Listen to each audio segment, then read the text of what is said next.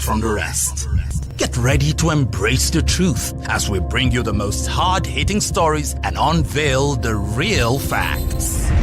Welcome to Hard Facts. I am Mary Ann Okon, and this is Hard Facts, where we separate truth from fiction. We're passionate about the hard-hitting stories that matter. Get ready to challenge your perception and discover the real world. Let's dive deep into the issues that affect our communities, revealing the untold stories and giving you a voice. No sensationalism, no bias, just raw, unadulterated truth. I am committed to delivering news without compromise. Hard facts as we know them, when we know them, and how they affect you. Every Monday through to Friday, 3 to 6 p.m. This will be your most authentic news experience starting now on 99.3 Nigeria Info. Let's talk.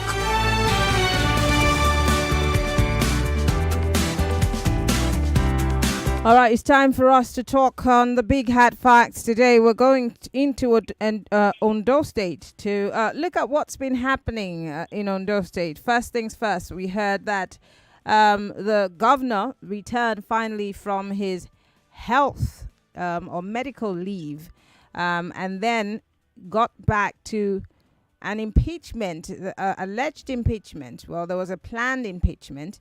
Apparently, the deputy governor, Mr. Ayala, had said that he had not received any letter of impeachment from the House of Assembly. Finally, he was now issued a letter by the House of Assembly. He did go to court to try to stop the impeachment from going forward. It's a potpourri of issues, and we all obviously want to know what exactly is happening in Ondo State. And my guest is joining us via telephone right now because he's unable to join us via Zoom. Olufemi Lawson is a good governance advocate. He's also the executive director of Center for Public Accountability, CPA. Mr. Lawson, thank you for joining us. Please turn off your radio so I don't get to hear myself. Yeah. Good evening, Marianne. Good evening. Thank you for joining us. Let's start by looking at what exactly is playing out in Ondo State. First things first, from what I hear, since Governor Akeredolu returned from his medical leave, even though he has said, thank you for all your thoughts and prayers, but Ondo people are saying, we have not heard from the governor. He hasn't spoken to us as our governor. He hasn't said what his plans are. Now that he's back, we have not also seen him resume work in earnest. Tell us, as somebody who's from Ondo State, what is happening in Ondo State? Yeah, thank you for having me. Yeah. The situation in Ondo is such that a few persons who unfortunately have access to the governor have been manipulating the political situation in Ondo State for their advantage. Just like you said in your intro, remember Governor Akeredolu returned since September 7th, allegedly on the claim that he has recovered from the ill health that has kept him out of the country for over 3 months in Germany. But as I speak to you this evening, Governor Akeredolu has only made 2 public appearances. The day he was receiving the House of Assembly member, where he returned, of course, the letter transmitted to the deputy governor earlier, making him the acting governor, and also the other time that the national leadership of the AT paid him a visit. And these 2 events took place in Ibadan, the Oyo State capital. Mm-hmm. And since then, Governor Akeredolu has not been seen anywhere, either in Ibadan or Ondo State. Yeah. So he has not officially spoken to the people of Ondo State. As I will speak to you, the governor has not deemed it necessary since September 7th, very close to a month now, to address the people of Ondo State, not even in a 2-minute telecast or radio broadcast. And despite all these challenges being faced by the governor, which, of course, we know is associated with his ill health, some persons are exploiting the name of the governor to create what you currently see as a political tension in Ondo State. And that is why the issue of impeachment, deputy governor going to court, as we speak, not even the governor has been seen to have made any statement regarding this impeachment or not, because it is practically unheard of that some people somewhere want to remove somebody who was a deputy, who ran on the same ticket with you to become governor, and not even a statement has been made by you as governor, whether you are in support or not.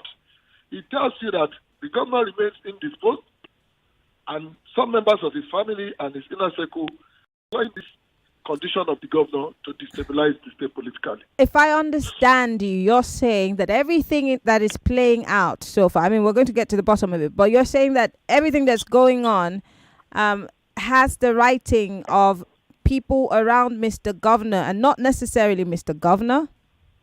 Yes, because those of us who know Governor Credo, and for anyone who understands his current health situation, you will know that what Mr. Akweredolu is going through may not permit him to even get himself involved in any issue of impeachment or no impeachment at this very crucial time that he's starting to fully recover, from his ill health. And that is why, if you see everyone who has been involved in this impeachment or not process over the last couple of weeks, you realize that these are people who, the person starting the process of this impeachment is a member representing the governor in the State House of Assembly, aided by some other political associates who are known to be very close to Governor Credo. So, let me, I'm so sorry, let me just stop you there and take you back.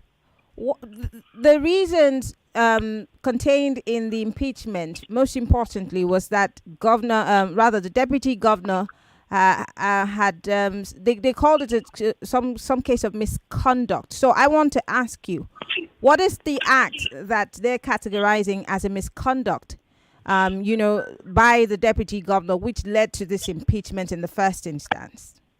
If you really followed this event when it started, when the motion was first moved for the removal of the deputy governor on the floor of the Ondo State House of Assembly, you will remember that the deputy governor was alleged to have made a purchase of a SUV worth 300 million naira from money meant for palliatives given to Ondo State government by the federal government while he was acting as the governor. Mm-hmm.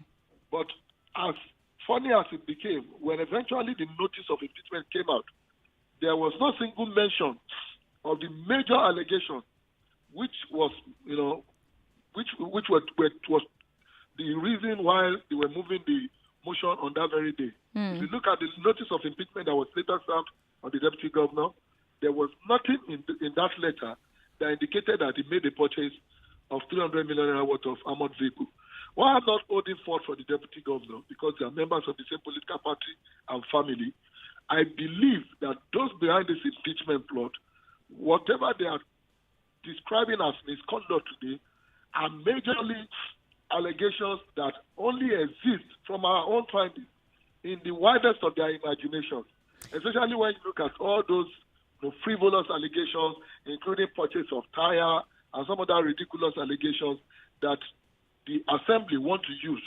Was there or was there not a purchase of a 300 million naira worth of a bulletproof vehicle by the deputy governor? There was nothing like that in the notice of impeachment.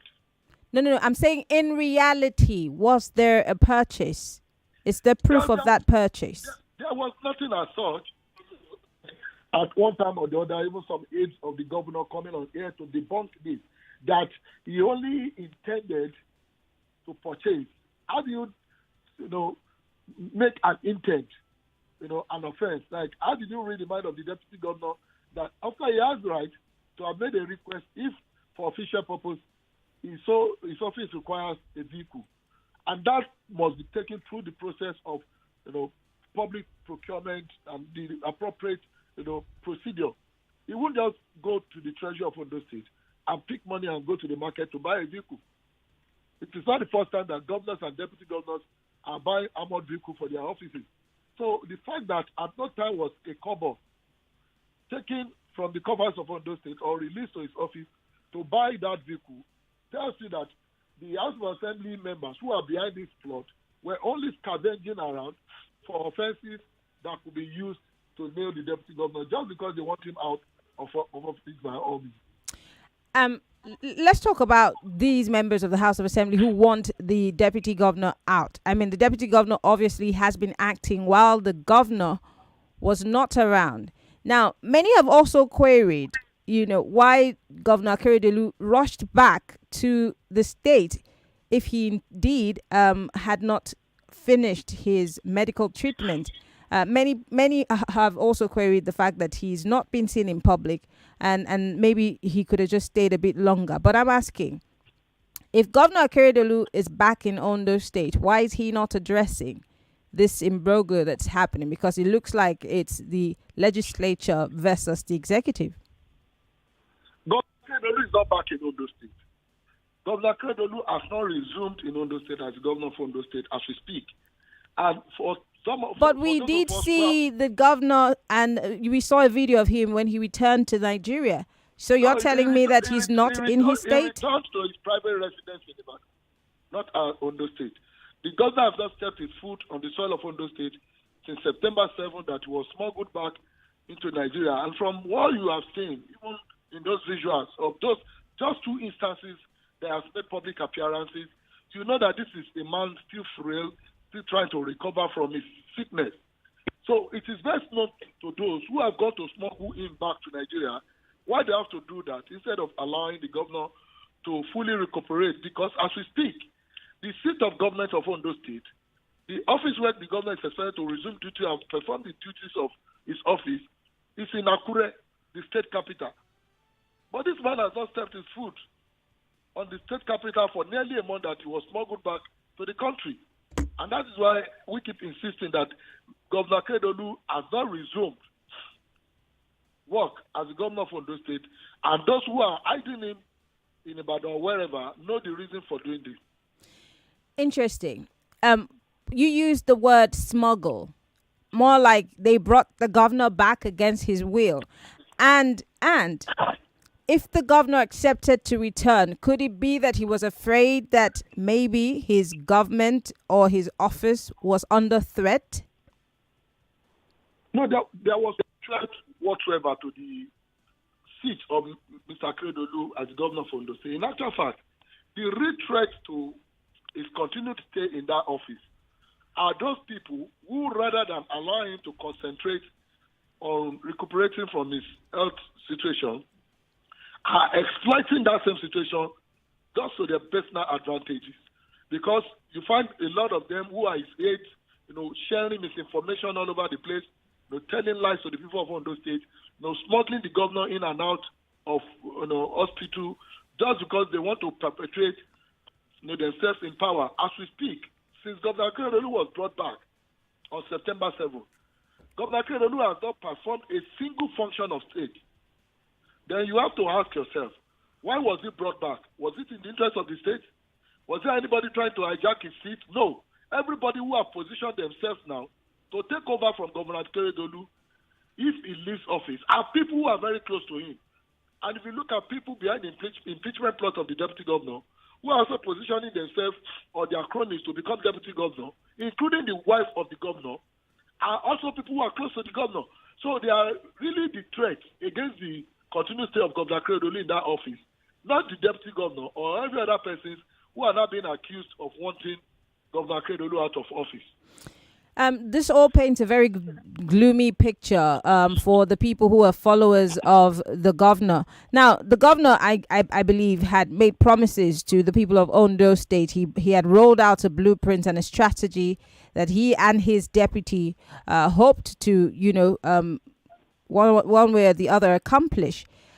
Tell me exactly how all of this drama is affecting governance in Ondo State. Well, it is badly affecting governance in Ondo State, quite unfortunately, because as we speak, there's practically no governor.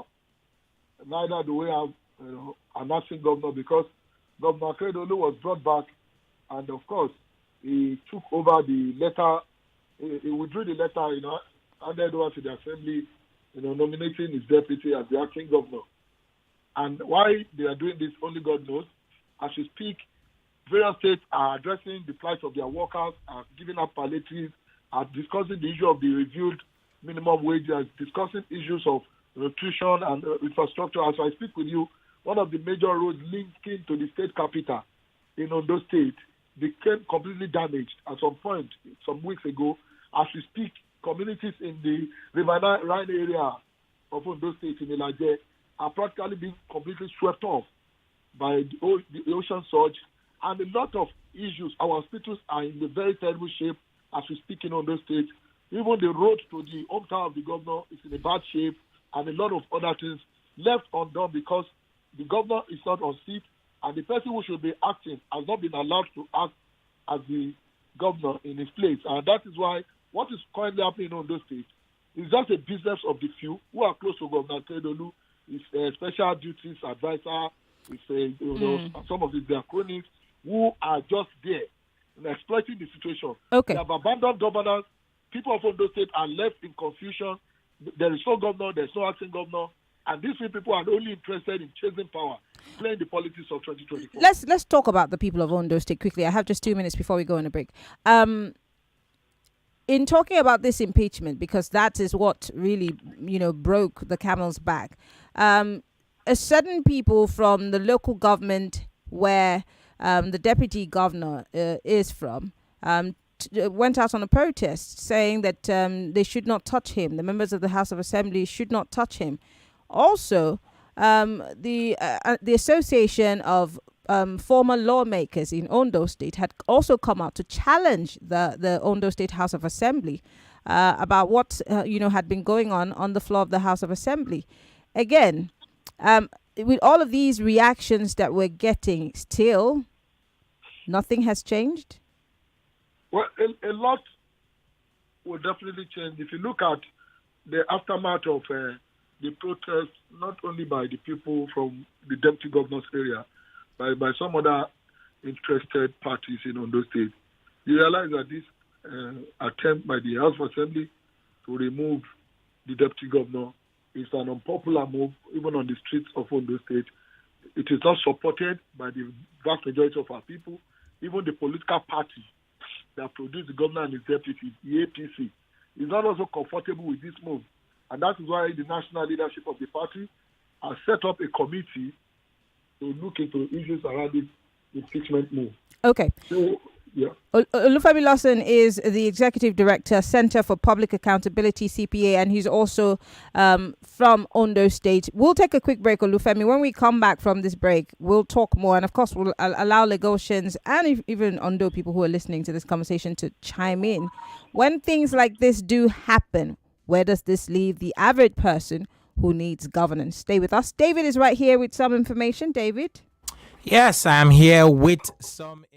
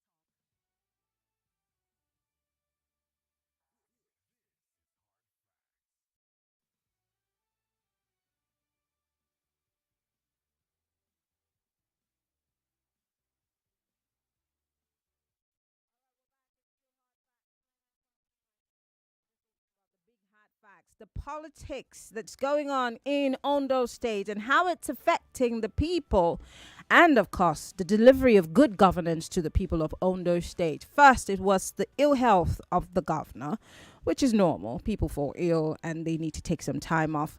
But then, of course, the governor returns hurriedly back into the state. Many videos surfaced online. A lot of people said, oh, well, the governor is okay. He's not that sick. But then the people in the state are saying, well, if the governor is no longer sick, why hasn't he resumed, as governor and taken over his duties? While he was away, his deputy governor, who had the reins, was being impeached by members of the State House of Assembly based on allegations that are yet to be proven. Well, he did go to court to stop the impeachment process. And now the governor, we understand, has resumed, but then he's not doing the job of governing, which means the office of the governor lies fallow. And my guest, Olufemi Lawson, I beg your pardon, who is a good governance advocate and, of course, the executive director of Center for Public Accountability, who's also an Ondo State government, indigene, has been talking to us about the politics that's going on in Ondo State. I'm wondering to myself, with all of the messy politics that's going on, where does this leave the average Ondo person?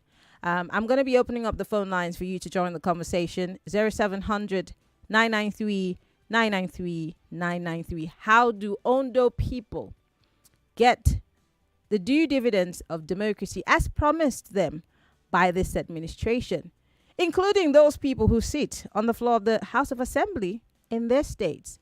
We want to hear your thoughts and your comments. If you're a lady, call 014657190. You could join the conversation also via social media, the hashtag Hard Facts. We are live on YouTube. You can join the conversation via YouTube or Facebook. We're Facebook Live, facebook.com/Nigeria Info FM. Would like to hear from you. My guest is still on the phone. Hello. Good evening. Good evening. What's your name? Where are you calling from? I'm calling from Lagos. What's your name? My name is Bello. All right, Bello, go ahead. Yes. What is happening in Ondo State is somehow shameful and disgusting. The Ondo State is somehow subjugated under people that someone will be ruling the state in a post. I think the problem has, the governor has an issue on himself. On his first administration, he said deputy governor was impeached, and the second administration, the impeachment entries at the south is the deputy. Bello, I'm so sorry. Your connection is very bad. You probably have to call me back. I'm so sorry. But the phone lines are open, Lagos. You can join the conversation. I will be reading WhatsApp messages in a bit. But Olufemi, let me come back to you. Are you still there? Mr. Lawson, are you still there? Can you hear me? Oh, my goodness. All right. We'll try to get Lawson back on the line. In the meantime, let's take your thoughts and comments. Hello. Hello. Good afternoon. Good evening. Welcome to Hard Facts. Yo, good evening. Yeah, this is Adebayo. Adebayo, go ahead, please. Yeah, I'm from Ondo State. Okay. Probably I'm from Owo, from the same local government from the governor. Okay. What is happening in Ondo State is really pathetic. Because as a good leader, you have this second deputy governor. If you pick this one now, it will be like a third. You are going to get a third deputy for 8 years. Does it make any sense? Instead of them to fix, I think they are competing on a leadership issue in Ondo State. Everything. I don't know. The governor has been around for the past 3 weeks now. He's still in Ibadan, and he's operating from there.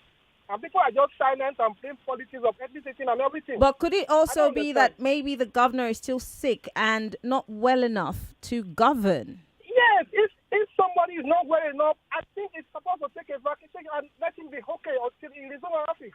Because of the politics of removing the deputy. That is why the governor is around. Okay. All right. Which which is not supposed to be so. We are in Nigeria. I think we are in a banana republic. I don't understand. So where does this Where leave? the rule Where of does this law, I leave don't your know the law. people? Because you're also an engineer of Ondo State. Where does this leave the people? What do the people need to do to get the governance that they deserve? If I what? I'm saying, where does this leave you and the people of Ondo State? Because I mean, you people deserve governance. So what do you need to do to get that governance going? You know, if you want, if anybody that's against the government is an enemy of the people. You know, whenever you say the truth, you know what? You can see what happened in Ogun State, whereby the person that alleged now become a criminal. That is how it is. And the most useless post in Nigeria is the deputy. And so unfortunately, it's a joint ticket. Yes, it is, actually. It is. You cannot separate the governor from the deputy because both of them run on that ticket. The constitution of Nigeria has rendered the deputy useless. Well, I want to say thank you. Thank you very much for calling. I totally understand. You're speaking from a place of pain. I totally understand where you're coming from. I'm going to try to get my guest back on the line. Olufemi Lawson is a good governance advocate, and he is also from Ondo State. Well, let's try and see if we can get him back on the phone lines. Just as an aside or an addition to the conversation, recently, again, let me just give you some more information about this deputy governor situation, because now that the deputy governor has been returned to his position as the deputy governor, the office of the governor lies fallow. But then the people who sit on the floor of the House of Assembly do owe the people of Ondo State some answers. I mean, yes, they'd say, well, the impeachment didn't go through, but then questions that are begging for answers continue to flow. Who has that hand, or the hand? Let me put it this way. There seems to be the hand of Esau in the situation in Ondo State. Who's going to step up to put an end to, whatever is happening? Because now this is a two-time situation. The first deputy was impeached. Now this one narrowly missed it. But how do you make sure that governance, the wheels of governance, continue to run in Ondo State? The funny part is, if it were to be that maybe it was an outsider that was trying to take over the reins of power, or it would have been different. But all of these people, whether it be the House of Assembly, the deputy governor's office, they're all members of the APC. So it leaves you at the point where you wonder what exactly is going on. I'll give you an instance. I was just telling somebody a few minutes ago.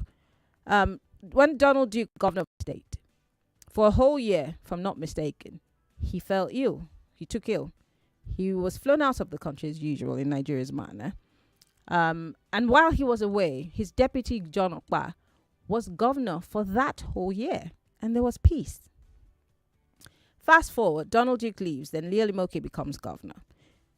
Lieli Moke, at the beginning of his second tenure, falls ill, is flown out of the country for a whole year. His deputy governor, Efio Kobom, was now the governor for 1 year, and governance continued. Why is Ondo State's case different? 0700 993 993 0700 993 993 993.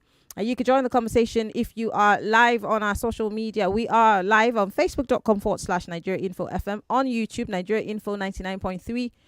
Let's hear your thoughts on what's happening in Ondo State, and can it be salvaged? Is this something that is unique to Ondo State? Could it be addressed as soon as possible for the people of Ondo to be able to get good governance? Or is it something that will continue to linger? Is it an Akeredolu problem? Or is it an Ondo State government problem? We would like to hear from you. Join the conversation. All right, let's go to the phone lines. Hello, good evening. Welcome to Hard Facts. Yeah, actually, good evening. Good evening. In all this that is happening in Ondo State, what did Constitution say? How many days the governor need to be out of? Maybe okay, he's sick, right? How many days they have? Number of days. Then the deputy will take over. But no. Everybody want to play strong man instead of strong institution. Now the man is not fit. It's in Oyo State, rather being in Ondo State. What the Constitution say, like I asked, nobody is going through that because of this double D politics we play in Nigeria. Dirty and dirty. They want somebody to remind them what the Constitution says. There are a number of days that the governor will be absent before the deputy take over. Well, the people, for those who are making excuses for the governor, they're saying that the governor is doing his job, just not doing it from government house. Look, these people, they should try and sit up now. They shouldn't be doing this double D politics. Enough of all this double D politics. Go and learn from the guy in Edo State, Obaseki, right? You had him last week. After all the food dragging, at the end, he said, look, I'm forgiving you. What did this deputy governor do? You know your governor is not fit. And every one of them are pretending as if they don't know that the guy is for them. Rather than going through the Constitution and do what the Constitution said, no. Everybody want to claim strong man. All right, Mr. Chris. Thank you. Thank you very much for calling. 0700 993 993 993. I'm still trying to get Olufemi Lawson back on the line to gradually tell us. I mean, again, he works with an NGO, a civil society organization that also pushes for good governance. Where do these people come in making sure that everybody's called to one way or the other to be accountable? Because whether we like it or not, the people of Ondo State have been left in a state of limbo. Hello. Hello. Good evening. Welcome back. Good evening. My name is Murphy. Murphy, go ahead, please. Yeah, what is happening in Ondo State is quite unfortunate because I see no reason why someone will be ill and they will still hold on to power. Constitution is clear that you can just, so again, the governor didn't hold on to power initially. He had relinquished that power to the deputy governor by transmitting a letter to the House of Assembly, letting them know that he would be gone and his deputy would be in charge. Yes, that is my state. I'm more interested in what is happening in that state because though I'm in Lagos, but when you know that you don't have the capacity to continue, why don't you resign? So that is the problem we are having with when they say that we have with the because it lacks power. So why? Okay, now you are in Ibadan in another state, and they are saying the government is around. Nothing is happening in this state there. So and you have like a year. Why can't you just resign honorably and let your deputy take over? So I don't see no reason why. And I see what is happening. They don't want. Maybe they foresee that man might have the ambition to contest the next election. Because in Ondo State, there's this way that they do. They rotate the governorship position. It will go back to the start in the next election. And so that maybe they think that this man might have the ambition that I want to contest. They don't want to. So why do you need to defy someone that maybe have the ambition? So that is just quite unfortunate anyway. Thank you very much for calling. The House of Assembly, they can just do something so that it can liquidate the position and give it to the deputy. All right. Thank you very much for calling. I also want to, put it out there that there have been pointers that even the wife of the governor, yes, there have been reports that even the wife of the Governor Akeredolu, has been fingered as one of the people who wants to run for the position of deputy governor. In other words, they're fishing for, according to the reports from, I think, This Day newspaper, that there's the feelers out there that the governor is shopping. That's the word I've been looking for. Shopping for a new deputy governor. While his deputy governor is still, by the way. These are reports, unconfirmed. But the This Day newspaper, I think, carried that story. And they also fingered his wife as one of those they have heard or has been tipped to take on the position of the deputy governor. And I really want to know, if you're an Ondo person and you're listening to this conversation, how does this even work? This is not the first time we're hearing about the case of, bringing in family members into the government. And this issue has been raised before. I think it was about his son. And here we are hearing that his wife has been tipped to be one of the persons that might be picked or, handpicked to be deputy governor. But can that work? And most importantly, I want to hear from Ondo people. So I'm not saying any other person shouldn't call, but if you're from Ondo State, how do we remedy the situation in your state legally? Because you have members representing you in the National Assembly. You have members in that House of Assembly that try to impeach the deputy governor. And now you are governorless. And the deputy governor, as we all know, deputy governors are yes men. They do not have the powers of the governor. So what happens to a state that is in limbo? Hello, welcome to Hard Facts. Hello. Hello, good evening. Welcome to Hard Facts. Yeah, Miriam. Yeah, good evening, Baba G. Go ahead. I'm not from Ondo State, but I've visited Ondo State many times. What an agrarian state. I think I visited Akure, Ondo Town, Ore 1, Ore 2, Umifon, Udigbo. Nigeria, we are blessed, but most people don't know. Now, what is happening in Ondo State?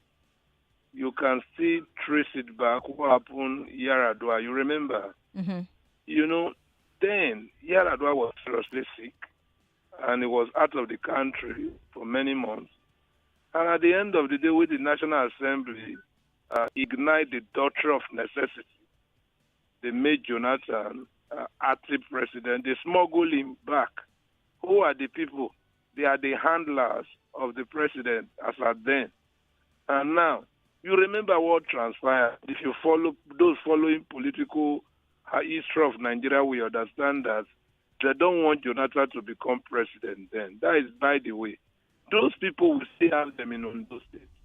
Probably the governor don't want to return back. They say you must return back. Now, a whole governor of a state, you are operating from Oyo State, Ibadan. Why? Why are you not in Ondo State? Are you telling me there's no facility to take care of you in Ondo State? And no, people will say the problem will be too much. People will be coming to disturb you. Why can't you just go to a recreational center and settle down there? And at the end of the day, you will be operating from there in Ondo State. But I just wish the deputy governor were, you know, Nigerians, just because being a politician, being in power, is like we are sharing the loot, the national cake there, the national patrimony of everybody. Okay. You are collecting money from there. You don't want anybody to go there again. And it's very unfortunate. Thank you, Babaji, for calling. I think I can take one quick call before we wrap things up here on this side of the clock. Most importantly, I think the question mark will still be there on lies in the future for Ondo State with what's happening right now. Hello. Hello. Good evening. What's your name? Where are you calling from? Akewumi is my name. I'm calling. When I was 5 months pregnant, I started using bio oil for stretch marks. I must say, if I'd known about it before, I would have started using it earlier.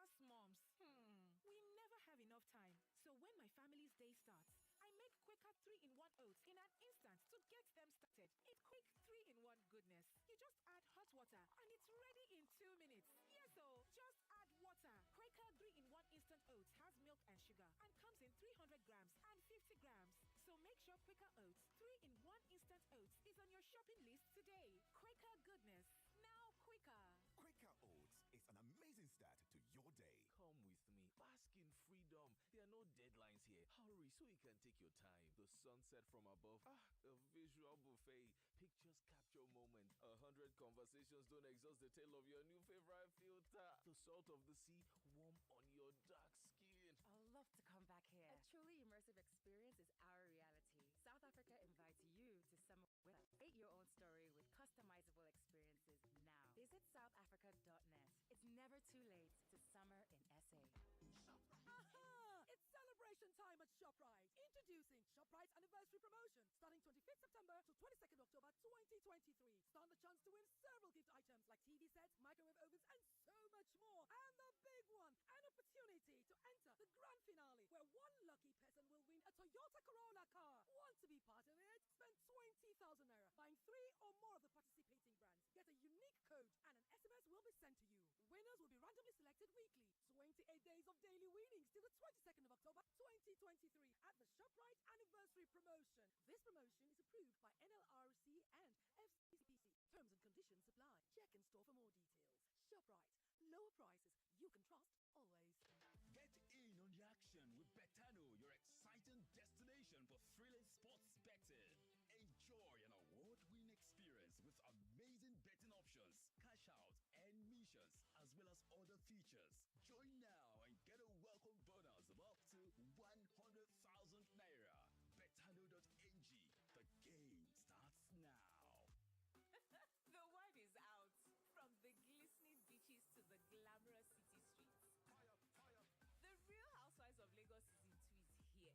Your favorites, Chioma, Iyabo, Laura, Mariam, and Toyin, return to bring you even more charm, style, and drama.